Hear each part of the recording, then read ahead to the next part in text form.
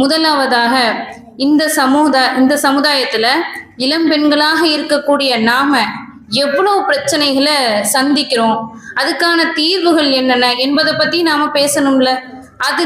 அத கருத்தை பரிமாறுவதற்காக வேண்டி சில சகோதரிகள் நம்மளோட இருக்கிறாங்க. அவங்க என்ன கருத்தை பரிமாறுறாங்க என்பதை நாம இன்ஷா அல்லாஹ் இன்னும் அடுத்தடுத்தபடியா பார்க்கலாம். முதல்ல பேசக்கூடிய தலைப்பு என்ன அப்படின்னா, இந்த சமுதாயத்துல இளம் பெண்கள் சந்திக்கக்கூடிய சவால்களும் அதற்கான தீர்வுகளும், அதை பத்தி தான் நாம பேச போறோம்.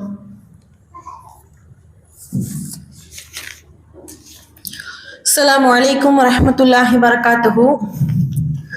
அதாவது இளம் பெண்கள் இன்றைய சமூகத்துல சந்திக்கக்கூடிய சவால்கள் அப்படின்னு எடுத்து பார்த்தோம் அப்படின்னா, அதுல 1 2 அப்படின்னு சொல்லி நம்மளால வரையறுக்க முடியாத அளவிற்கு நிறைய விஷயங்கள். அதாவது என்னத்தான் பெண்கள் தங்களுக்கான உரிமைகளை, தங்களுக்கான சவால்களான இருக்கக்கூடிய விஷயங்களை போராடி இந்த சமூகத்திலிருந்து பெற்று கொண்டாலும், இன்னும் ஒரு சில விஷயங்களுக்காக இன்னைக்கு சமூகம் என்ன செய்யுது, இளம் பெண்கள் என்ன செய்யறாங்க அப்படின்னா போராடிக்கிட்டு தான் இருக்காங்க.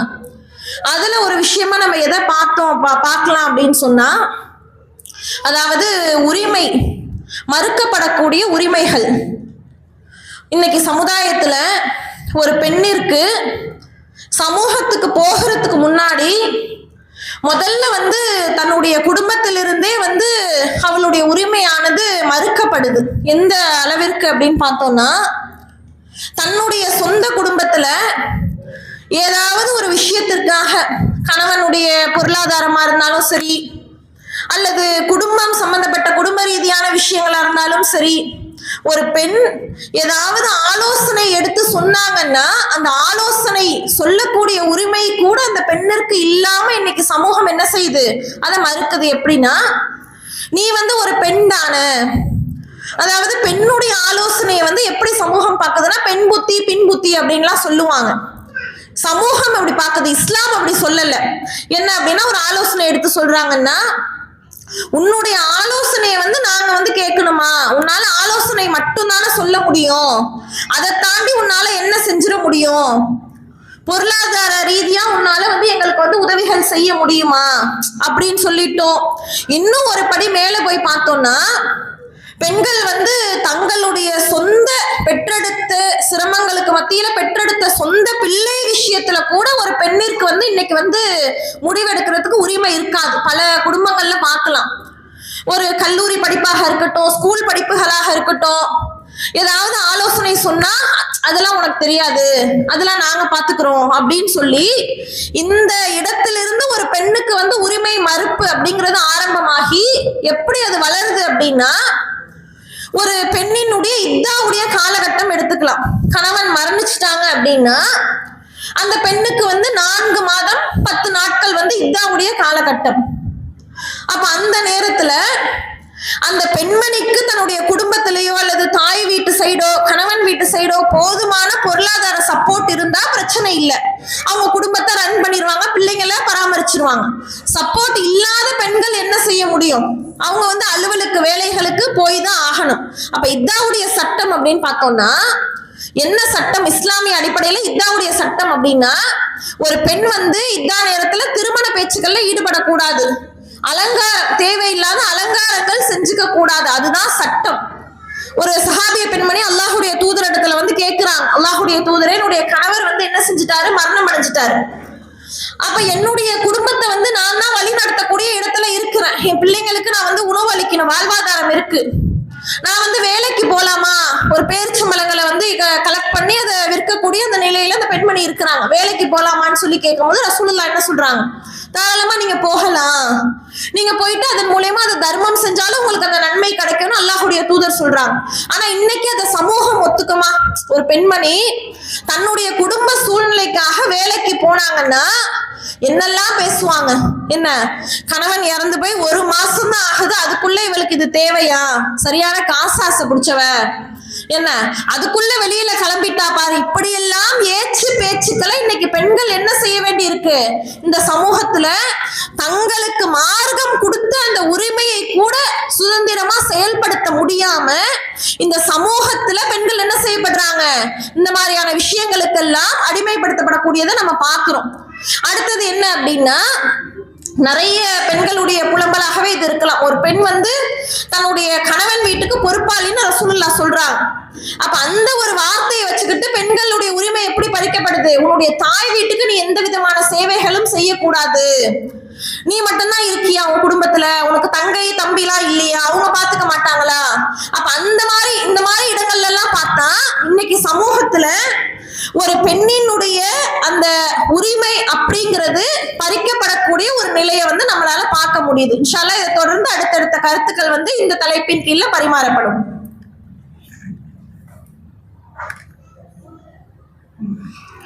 அஸ்ஸலாமு அலைக்கும் வரஹ்மத்துல்லாஹி வபரகாத்துஹு. இளம்பெண்கள் எதிர்கொள்ளக்கூடிய சவால்கள், அதில் முக்கியமான விஷயமாக சகோதரி மறுக்கப்படக்கூடிய உரிமைகள். இன்றைக்கு சமூகத்தில் இளம்பெண்களுக்கு என்னென்ன உரிமைகள் எல்லாம் மறுக்கப்படுகிறது என்பதை பற்றி சொன்னாங்க. இளம்பெண்கள் எதிர்கொள்ளக்கூடிய சவால்களில் மிக முக்கியமான அடுத்த சவால் என்ன அப்படின்னு பார்த்தோம்னா பாலியல் வன்கொடுமை. இது இளம் பெண்கள்னு சொல்ல முடியாது. ஒரு பெண் குழந்தை பிறந்து அது சிறுமியாக இருந்தாலும் சரி, வயது முதிர்ந்தவர்களாக இருந்தாலும் சரி, எந்த வயது வரம்புமே இல்லாமல் இன்றைக்கு எல்லா வயதுடைய பெண்களும் அனுபவிக்கக்கூடிய மிக கொடுமையான ஒரு விஷயம் இந்த பாலியல் வன்கொடுமை. இன்றைக்கு வருடத்திற்கு வருடம் அதனுடைய சதவீதம், அதாவது அந்த தவறுகளுடைய சதவீதம் அதிகரித்து கொண்டே தான் போகிறதே தவிர அது குறைவதே கிடையாது. பெரும்பாலான விஷயங்களை பார்த்தீங்கன்னா 90% இந்த பாலியல் வன்கொடுமைக்கு ஆளாக்கப்படக்கூடியவங்க அந்த பெண்களுக்கு சுத்தியும் இருக்கக்கூடிய அவர்களுடைய உறவினர்களாலும் அவர்களுக்கு தெரிந்தவர்களாலும் தான் அதிகமான பாதிப்புக்கு உள்ளாராங்க அப்படின்னு சொல்லி புள்ளிப்பட்டியல் சொல்லுது. இன்னும் பார்த்தீங்கன்னு சொன்னால் ஒரு வருடத்திற்கு இந்தியாவில் மட்டும் 87 பெண்கள் பாலியல் வன்கொடுமைக்கு ஆளாக்கப்படுறாங்க. இன்னும் 2019ஆம் ஆண்டின் கணக்கெடுப்பின்படி ஒரு வருடத்தில் 3,65,000 வழக்குகள், பாலியல் வன்கொடுமைக்கு எதிரான வழக்குகள் பதிவு செய்யப்படுதா நீதிமன்றத்தில். இன்னும் குழந்தைகளுக்கு எதிரான வழக்குகள் மட்டும் 65,000 வழக்குகள் கிட்ட பதிவு செய்யப்படுது அப்படின்னு சொல்லப்படுது. இப்போ நம்ம கடந்து வந்த 10 வருடங்களுக்கு மேல அந்த பாலியல் வன்கொடுமைகளுடைய சதவீதம் 93% மேல் உயர்ந்து கொண்டே வருகிறது என்று சொல்லப்படுது. இப்படி பாலியல் வன்கொடுமைகள் அதிகமாக வளர்வதற்கு காரணம் என்ன? நாம் நம்முடைய பெண் குழந்தைகளை எவ்வளவுதான் பாதுகாப்பான முறையில் வளர்த்தாலும் சரி, நம்முடைய பெண் குழந்தைகளை இலகுவாக என்ன செய்ய மாட்டோம், பக்கத்து வீட்டுக்கு கூட இன்றைக்கு அனுப்புவதற்கு பயப்படுறாங்க. தனியாக வெளியில் இடங்களுக்கு நம்ம அனுப்புறது கிடையாது. எங்கே போனாலும் நம்முடைய உறவினர்களுக்கு வீட்டுக்கு போனாலும் கூட நாம ஒரு துணையோட தான் நம்முடைய பெண் பிள்ளைகளை அனுப்புகிறோம். ஆனால் நம்ம வந்து தைரியமாக தனியாக அனுப்பக்கூடிய ஒரு இடம்னா அது பள்ளிக்கூடம். ஆனால் இன்றைக்கு பள்ளிக்கூடத்தில் கூட சின்ன பிள்ளைகள் என்று கூட பார்க்காமல் தன்னுடன் படிக்கக்கூடிய சக மாணவர்களாலே இன்றைக்கு பாலியல் வன்கொடுமைக்கு அந்த குழந்தைகள் ஆளாக்கப்படுறாங்க. 2019ஆம் ஆண்டு திருவள்ளூர் மாவட்டத்தில் இருக்கக்கூடிய ஒரு அரசு பள்ளி, அந்த பள்ளியில் படிக்கக்கூடிய 6ஆம் வகுப்பு படிக்கக்கூடிய சிறுமி அதே பள்ளியில் படிக்கக்கூடிய 9 மற்றும் 10ஆம் வகுப்பு படிக்கக்கூடிய மாணவர்களால் பாலியல் வன்கொடுமைக்கு ஆளாக்கப்படுறாங்க. இதுல இன்னும் பெரிய கொடுமை என்னன்னா, அந்த குழந்தை அந்த சிறுமி அவங்களுடைய தலைமை ஆசிரியர் இடத்துல போய் இது பத்தி புகார் செய்யறாங்க, அதாவது சொல்றாங்க. அதை சொல்றத கூட அவங்க அலட்சியப்படுத்தி அதை ஏற்க மறுக்கக்கூடியவங்களாக இருக்காங்க. இன்னும் அந்த சிறுமி இன்னும் 2-3 நாள் தொடர்ந்து அந்த பாலியல் வன்கொடுமைக்கு ஆளாக்கப்பட்டு கடும் வயிற்று வலியால் பாதிக்கப்படுறாங்க.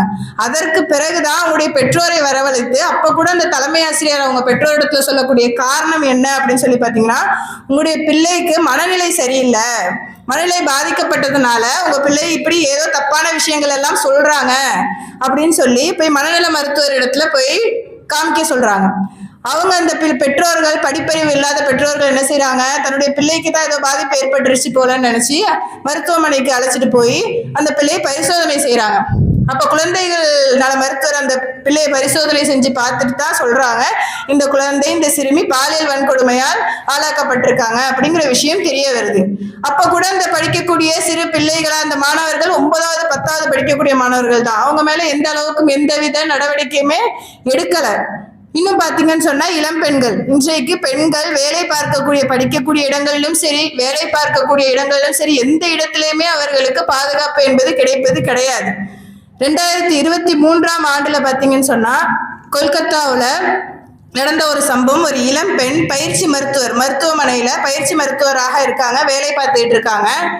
ஒரு நாள் அவங்க இரவு நேரத்தில் ரொம்ப அதிகமான வேலை பார்த்து ரொம்ப டயர்டாகி ஒரு நாள் அந்த ஒரு ரூமில் என்ன செய்கிறாங்க, ரெஸ்ட் எடுக்கிறாங்க.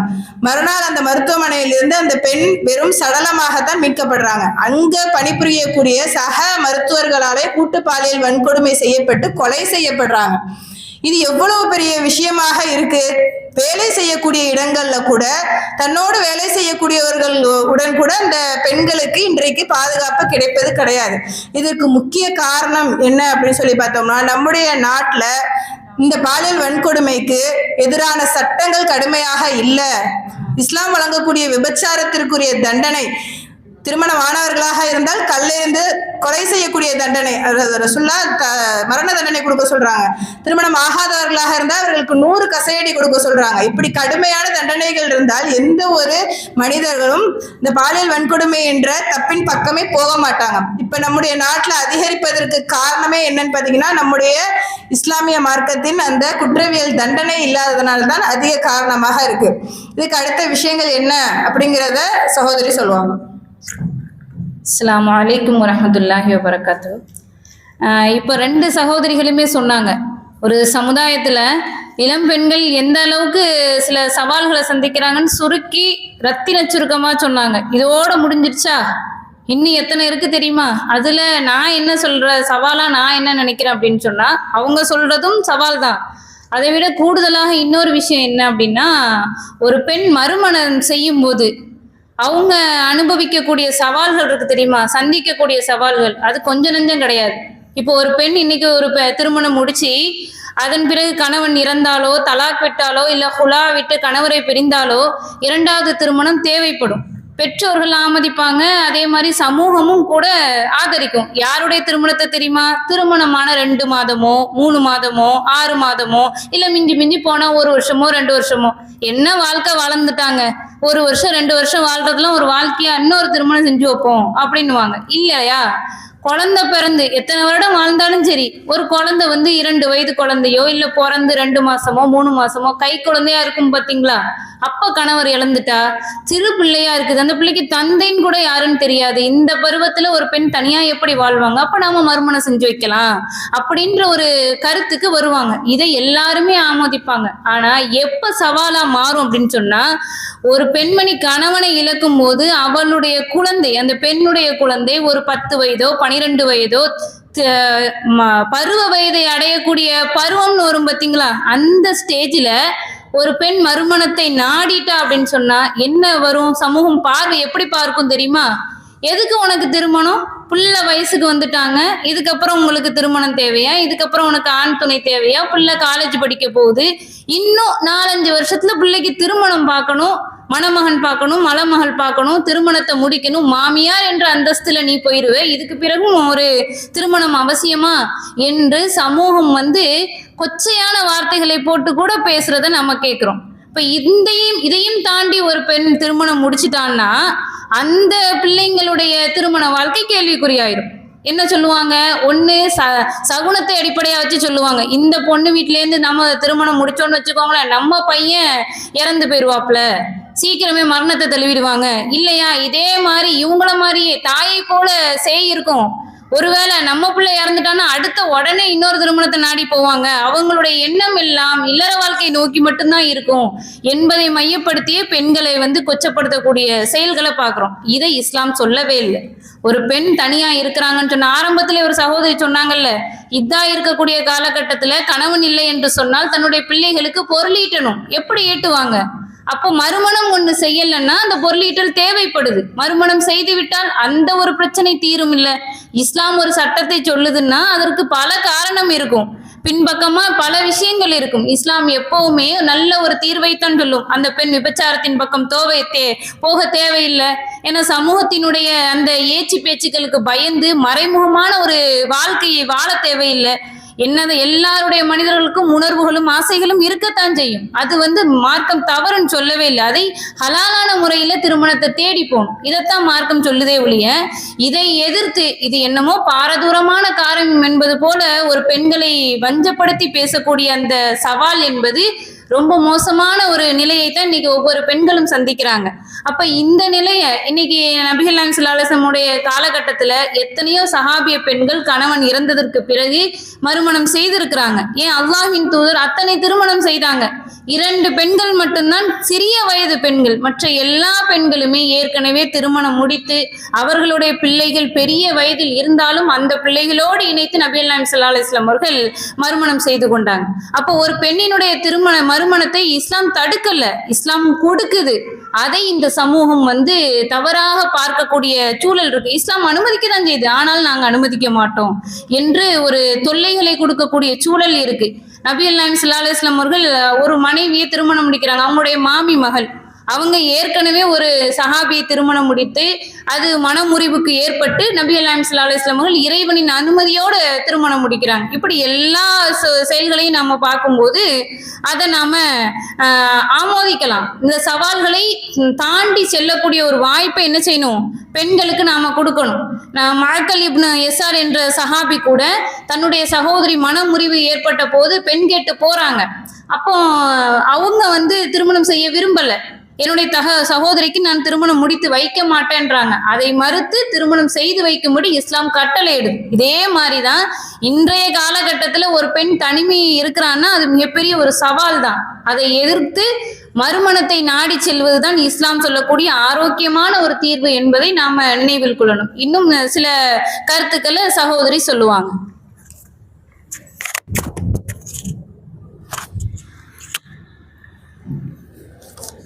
அஸ்ஸலாமு அலைக்கும். முன்பு பேசின சகோதரி சொன்னாங்க மறுமணம்ங்கிறது ஒரு பெண்ணுக்கு மிகப்பெரிய சவாலா இருக்கு அப்படின்னு சொல்லிட்டு சொன்னாங்க. நிச்சயமாக மறுமணம் ஒரு பெண் செஞ்சுக்கணும் அப்படின்னா அது மிகப்பெரிய சவாலாக தான் இருக்கு.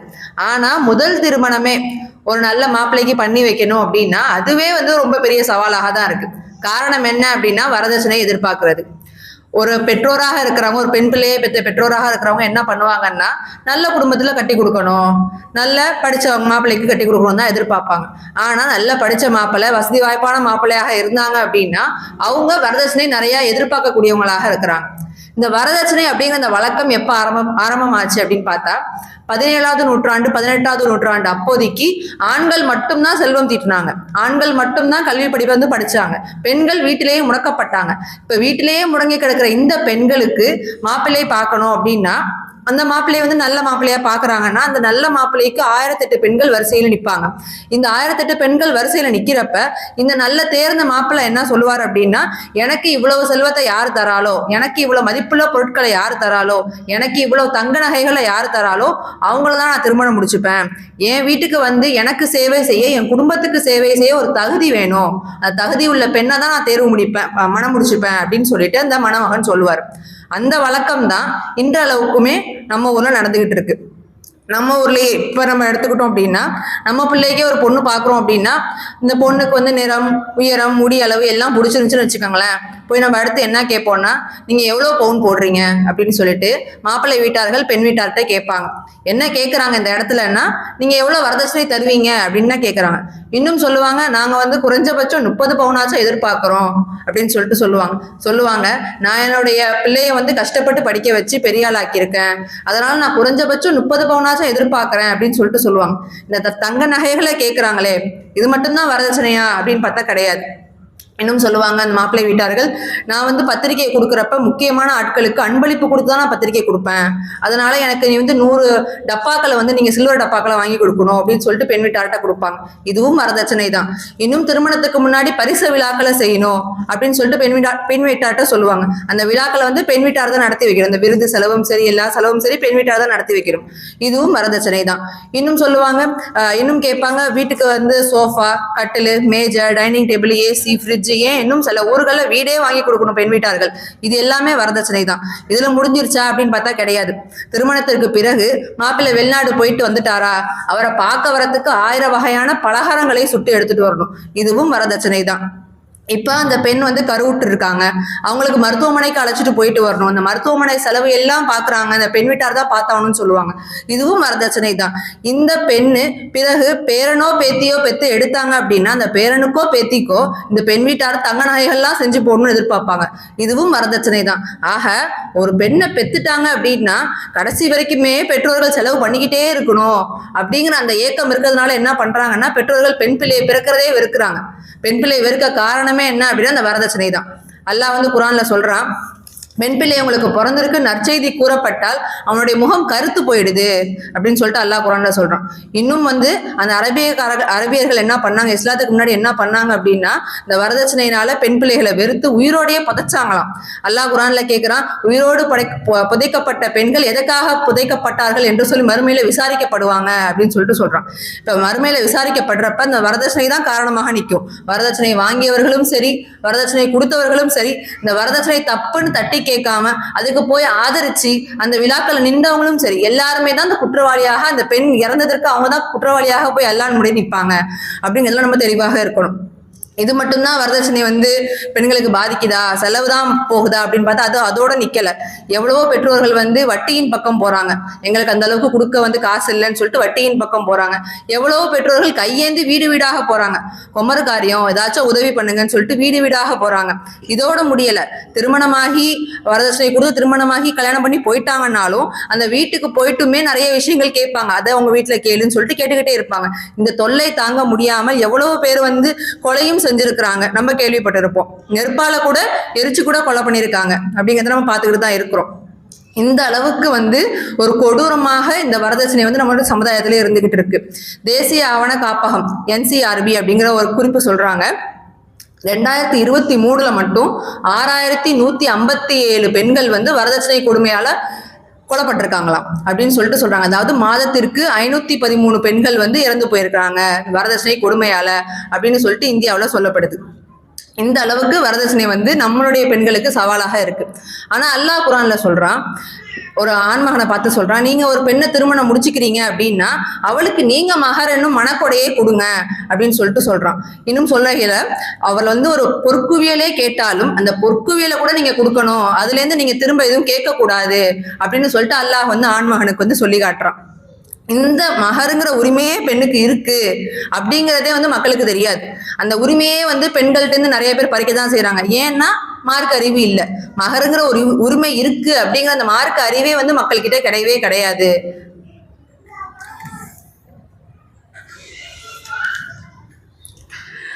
இந்த சகோதரி சொன்னாங்க, இப்போ வந்து மார்க்க அறிவு இல்லாததுனால தான் இந்த தவறுகள், நமக்கு என்னென்ன உரிமைகள்லாம் இருக்குதுங்கிறதே பெண்களுக்கு தெரியறது கிடையாது. இப்போ எவ்வளவோ இளம் பெண்கள் சவால்களை எதிர்கொண்டாலும் அந்த சவால்களை ஆரம்பத்திலிருந்தே தீர்ப்பதற்கான வழிமுறைகள் என்ன, அடுத்த தலைப்பு என்னன்னு பார்த்தீங்கன்னா நாளைய தலைமுறை உருவாக்கக்கூடிய தாய்மார்கள், அவர்களுக்கு என்னென்ன கடமைகள்லாம் இருக்கு.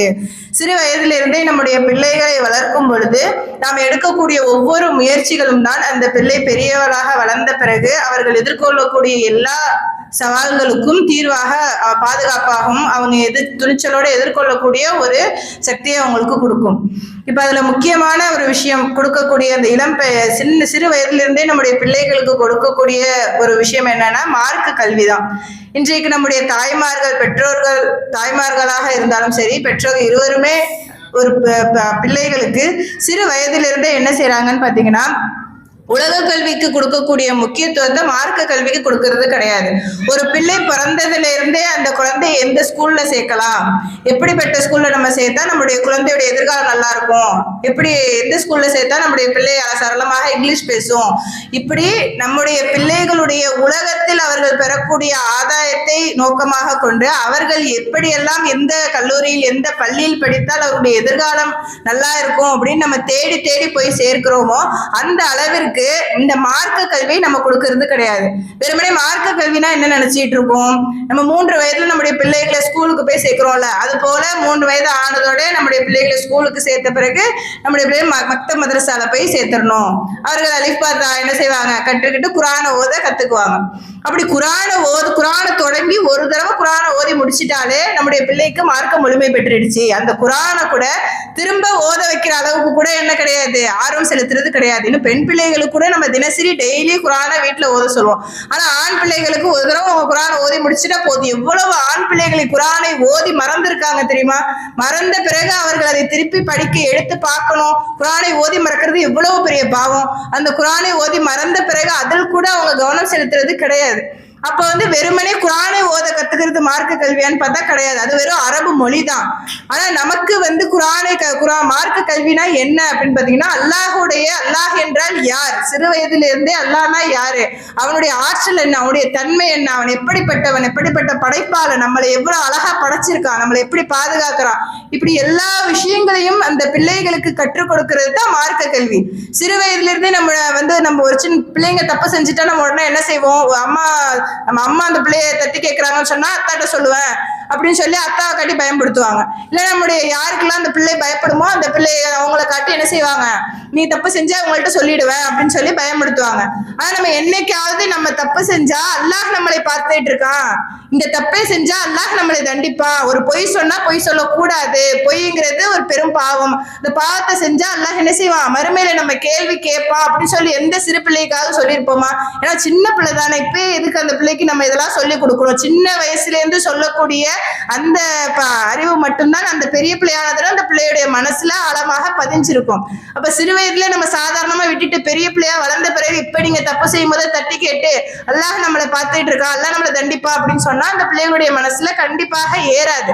அப்ப அந்த பிள்ளைக்கு சிறு வயதுல இருந்து அல்லாஹ் பற்றிய அச்சத்தை ஊட்டி வளர்த்தோம்னு சொன்னா, நாம இல்லாத போது கூட நம்மை சுற்றி யாருமே இல்லைனாலும் ஏதாவது அந்த பிள்ளைகள் தவறு செய்யும் போது அல்லாஹ் நம்மை பார்த்துட்டு இருக்கா அப்படிங்கிற அச்சம் அந்த பிள்ளைகளுக்கு இருக்கும். அதனால அவர்கள் எந்த தவறின் பக்கமும் போகாமல் இருப்பதற்கு அது மிகப்பெரிய வாய்ப்பாக இருக்கும். இன்னும் அல்லாஹ் குர்ஆன்ல சொல்லி காட்டுறான், இன்னமா யஹ்ஷா இன்டல்லாஹு இபாதுல் உலமா. அப்ப அல்லாஹ் குர்ஆன்ல சொல்லும் பொழுது அது அல்லாஹ்வை அதிகமாக அஞ்சக்கூடியவர்கள் அறிஞர்கள் தான் அப்படின்னு சொல்லிட்டு அல்லாஹ் சொல்லி காட்டுறான்.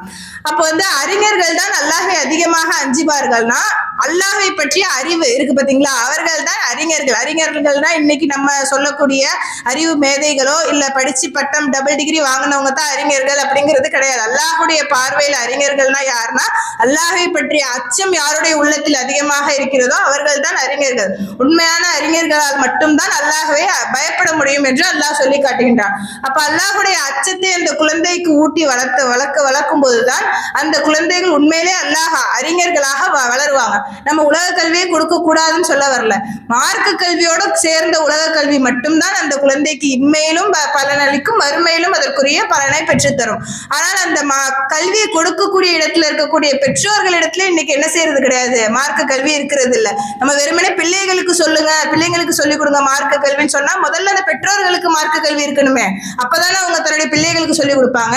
இன்றைக்கு பொறுப்பு ரசூலுல்லாஹ் சொல்லும் பொழுது ஒரு பெண்ணுடைய பொறுப்புதாரர்கள் யாருன்னு சொல்றாங்க சொன்னா தன்னுடைய கணவனுடைய குடும்பத்தாரை சொல்றாங்க. ஒரு பெண் தன்னுடைய கணவனின் குடும்பத்தாருக்கு பொறுப்பாளர் ஆவார் அப்படின்னு சொல்லிட்டு ரசூலுல்லாஹ் சொல்லி காட்டுறாங்க. கணவனுடைய குடும்பத்தார்னா அவனுடைய பிள்ளைகள், பொருளாதாரம் எல்லாத்துக்குமே பொறுப்பு. அப்ப அந்த பிள்ளைகளை வளர்க்கக்கூடிய பொறுப்பு ஒரு பெண்ணிற்கு அதிகமாக இருப்பதன் காரணத்தினால அந்த பிள்ளைக்கு மார்க்கப்பற்றோட வளர்ப்பதும் ஒரு பெண்ணுடைய பொறுப்பு தான். அப்ப அந்த பெண்ணிற்கு ஒரு தாய்க்கு மார்க்க கல்வி இருந்தால் மட்டும்தான் அவங்களுடைய பிள்ளைகளையும் என்ன செய்ய முடியும், சரியான முறையில் மார்க்கத்தை கற்றுக் கொடுத்து வளர்க்க முடியும். அந்த மார்க்க கல்வி இருந்தால் மட்டும்தான் அவர்கள் எதிர்காலத்தில் எதிர்கொள்ளக்கூடிய எந்த பிரச்சனையாக இருந்தாலும் அவர்கள் சரியான முறையில் அதை